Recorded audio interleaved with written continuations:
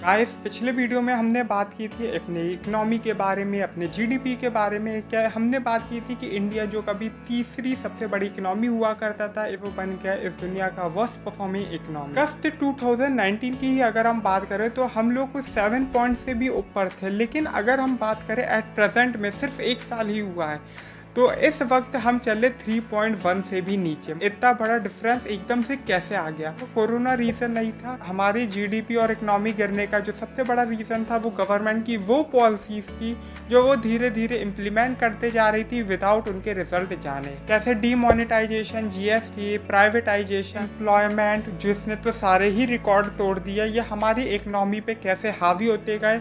और एक टाइम ऐसा कोरोना के आने से पहले हमारी जीडीपी को इन्होंने धड़ाम गिरा दिया। और कोरोना आई तो आपको पता ही है, कोरोना ने हमें लात मारी और हम सीधे गए गड्ढे में। इसके बाद जो हमारी फाइनेंस मिनिस्टर है श्रीमती निर्मला सीतारमण, वो तो कहती हैं ये तो एक्ट ऑफ गॉड है, इसमें हम क्या कर सकते हैं। पिछले वीडियो में हमने इन सब रीजंस के बारे में बात की थी कि हमारी इकोनॉमी के गिरने का रीजंस क्या है। इस वीडियो में हम बात करेंगे कि इसके रिजल्ट क्या देखने को मिलेंगे। बड़े बड़े रिसर्चर्स का मानना है कि अगले 3 महीने में इंडिया अपने वर्स्ट रिजल्ट दिखा सकता है। अगर आपने पिछला वीडियो नहीं देखा तो मैं आपको कहूँगा कि आप पिछला वीडियो भी देखिए, कि उसमें हमने बहुत अच्छी तरह क्लियर किया कि इकोनॉमी के गिरने के क्या क्या रीजन थे और कैसे गवर्नमेंट पॉलिसीज इम्पैक्ट डाल रही थी हमारी इकोनॉमी के ऊपर। तो बात करते हैं अपने कॉन्स्टिट्यूशन ऑफ इंडिया की। Constitution of India doctor Bhimrao Ambedkar ने लिखा था, ये सभी जानते हैं। लेकिन उन्होंने कुछ ऐसे पॉइंट्स भी लिखे थे जो कभी यूज़ तो आए नहीं और अभी तक यूज़ नहीं आए, लेकिन अब हमें लगता है कि उनका यूज़ हो सकता है। ऐसी कुछ था आर्टिकल 350, जिसे हम कहते हैं फाइनेंशियल इमरजेंसी। स्टेट इमरजेंसी इस देश में कई बार लगी है और अभी भी लग जाती है। नेशनल इमरजेंसी इस देश में इंदिरा गांधी के एरा में लगी थी, जिसका जो रीज़न था, जो वजह थी लगाने की, वो ये थी कि हमारे देश के अंदर पॉपुलेशन बढ़ रही थी, जिस वजह से अनएम्प्लॉयमेंट भी बढ़ रही थी। लोगों के पास जॉब अपॉर्चुनिटीज उतनी थी नहीं, रोजगार थे नहीं, लोगों के पास खाने की बेसिक नीड्स की फैसिलिटीज की कमी होने लगी, गुड्स के दाम बढ़ने लगे, जिस वजह से अगर हम सारी प्रॉब्लम देखें कि सबसे बड़ा रीज़न था वो था पॉपुलेशन। इंदिरा गांधी ने एक डिसीजन लिया और पॉपुलेशन को कंट्रोल किया जाए, जिस वजह से नेशनल इमरजेंसी को लगाया गया और इस प्लान पे एक्शन लिया गया। थोड़े रिजल्ट अच्छे मिलने की वजह से हमें आगे फाइनेंशियल इमरजेंसी नहीं लगानी पड़ी। लेकिन इंडिया इस वक्त जो कंडीशन झेल रहा है, हमें ऐसा लगता है कि हमें आने वाले टाइम में फाइनेंशियल इमरजेंसी लगानी पड़ेगी। जैसे कि मैंने आपको बताया था लास्ट वीडियो में ही, और इस वीडियो में फिर से बता रहा हूँ कि हम लोग ऑलरेडी -24% नेगेटिव जा रहे हैं। तो आगे और ये कितना गिरेगा हम सोच भी नहीं सकते। फाइनेंशियल इमरजेंसी पे बात करने से पहले थोड़े बहुत एग्जांपल्स के बारे में जान लेते हैं कि वर्ल्ड में कहाँ हमें ये एग्जांपल्स देखने को मिले हैं। तो एक जो सिंपल सी स्टोरी होती थी वो कुछ इस प्रकार होती थी कि संडे को तो बैंक बंद रहता है, फ्राइडे सैटरडे को किसी तरह नेशनल हॉलीडे या बैंक हॉलीडे घोषित कर दिया जाता था। और इन 3 दिन में सरकार जो है आपके बैंक से, आपके अकाउंट से सारा पैसा निकाल लेती थी और अपना कर्ज चुकाने के लिए। अगर आप लोग ये सोचो कि ये सिर्फ एक कहानी है, तो मैं आपको ये बताऊंगा कि ये एक हकीकत है। ऐसी कहानी कई बार देखने को मिली है और ऐसी कहानी हाल ही में ग्रीस में भी देखने को मिली थी। ग्रीस जो कि फाइनेंशियल इकोनॉमिक क्राइसिस झेल रहा 2009 से, और दूसरी जो सबसे बड़ी चीज़ ग्रीस झेल रहा था वो ये था यूरोपियन यूनियन का कर्ज। ग्रीस के मन में एक ख्याल आया कि मैं यूरोप यूनियन का कर्ज चुकाऊं और यूरोप यूनियन से अलविदा कह दूं। ग्रीस ने क्या किया, संडे तो बैंक बंद रहता है और फ्राइडे सैटरडे को उन्होंने बैंक हॉलीडे किया। 3 दिन क्योंकि बैंक बंद था तो उन्होंने बैंक के अंदर से अपना सारा पैसा निकाल लिया, लोगों का सारा पैसा निकाल लिया। जब मंडे को वापस लोग अपने बैंक गए तो पता चला उनके अकाउंट में तो पैसा ही नहीं था, क्योंकि पैसा सारा का सारा ग्रीस सरकार ने ले लिया और वो यूरोप यूनियन को चुका दिया। यूरोप का दूसरा ही देश था पुर्तगाल, जहाँ पे भी यही रीज़न था, सेम रीज़न था। अनएम्प्लॉयमेंट, चीज़ें महंगी होने की वजह से कर्ज पे कर्ज बढ़ता जा रहा था, गरीबी की तरफ देश बढ़ रहा था। तो इससे लड़ने के लिए उन्होंने 78.0 बिलियन यूरोस का लोन लिया 3 संस्थाओं से।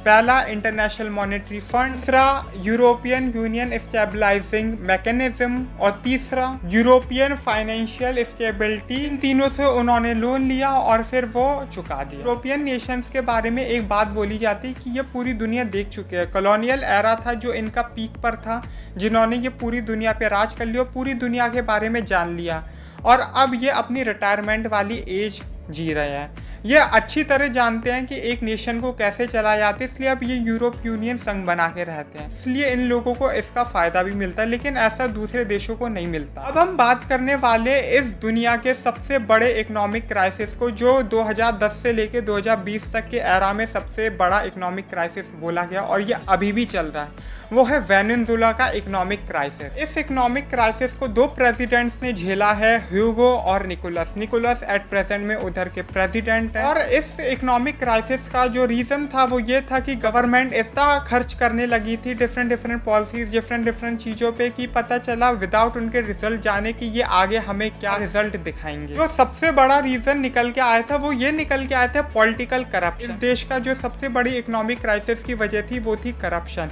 इन नेताओं की वजह से, जैसे कि आप इंडिया में भी देख सकते हो। और कुछ ऐसे टाइप्स निकल के आए थे इराक की तरफ से, north Korea, Yemen, Syria, Sudan, south Sudan, दूसरे देशों से करप्शन ऐसे निकल के आए थे जो इलीगली अंडर द टेबल काम हो रहा था, जिसकी वजह से क्राइसिस को ग्रेट डिप्रेशन से भी ज़्यादा खतरनाक बोला गया, ब्राज़ीलियन इकोनॉमिक क्राइसिस से भी ज़्यादा घातक बोला गया था। क्राइसिस की वजह से लोग प्रोटेस्ट पे उतर आए, अनएम्प्लॉयमेंट बढ़ने पड़ी, अनएम्प्लॉयमेंट बढ़ी क्योंकि लोगों की जॉब चली गई, जिसकी वजह से लोगों के पास पैसा नहीं था। कितनी शर्म की बात है कि आज के दिनों में भी पैसे की कमी होने की वजह से लोग खाना भी नहीं खा पा रहे थे, और क्योंकि सरकार के पास पैसा नहीं था तो मेडिकल फैसिलिटीज़ भी अपने आप कम होने लगी, मेडिकल फैसिलिटीज़ नहीं बची।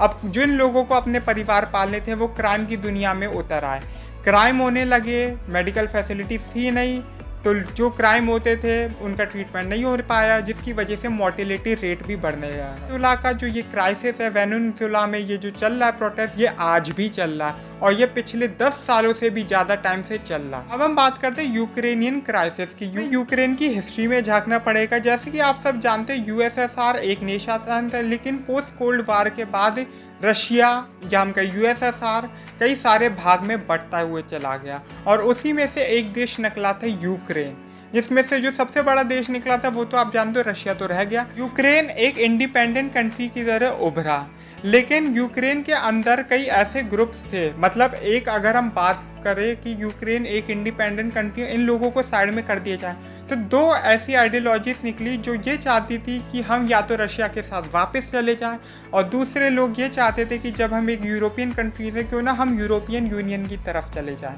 यूरोपियन यूनियन का पार्ट बन जाए और सेफली रहे। क्रीमिया यूक्रेन का एक स्टेट है, और यूक्रेन के कई रीजन्स पे रशिया ने क्या किया, एक प्लान बनाया कि हमें भी सोवियत स्टेट्स हैं उन सबको वापस रीयूनिफिकेशन ऑफ रशिया कर देंगे, मतलब उन्हें रशिया में वापस ले लेंगे, जिस वजह से रशिया ने अपनी स्पेशल फोर्सेस का यूज़ किया और यूक्रेन के ऊपर हमला कर दिया।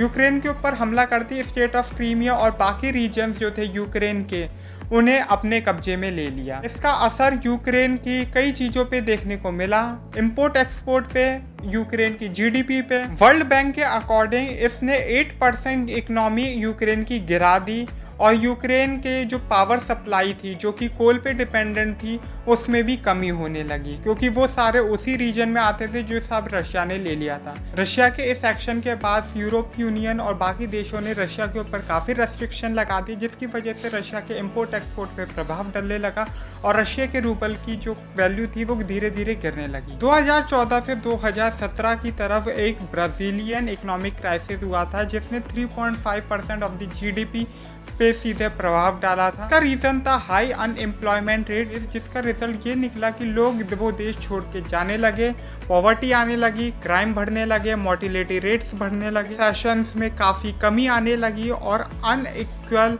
इकोनॉमिक स्टेबिलिटी बनने लगी। चाइना का भी स्टॉक मार्केट कुछ इस तरह ही क्रैश किया था 2015 के लगभग, जब 1400 कंपनीज को एकदम से लॉस हुआ था, और इस दिन को हम ब्लैक मंडे या ब्लैक ट्यूसडे भी कहते हैं चाइना की हिस्ट्री में। फाइनेंशियल इमरजेंसी हमारे देश में लग सकती है। फाइनेंशियल इमरजेंसी कोई ऑप्शन नहीं है, कोई सॉल्यूशन नहीं है। फाइनेंशियल इमरजेंसी हमारी कंडीशन को और वर्स्ट कर देगा।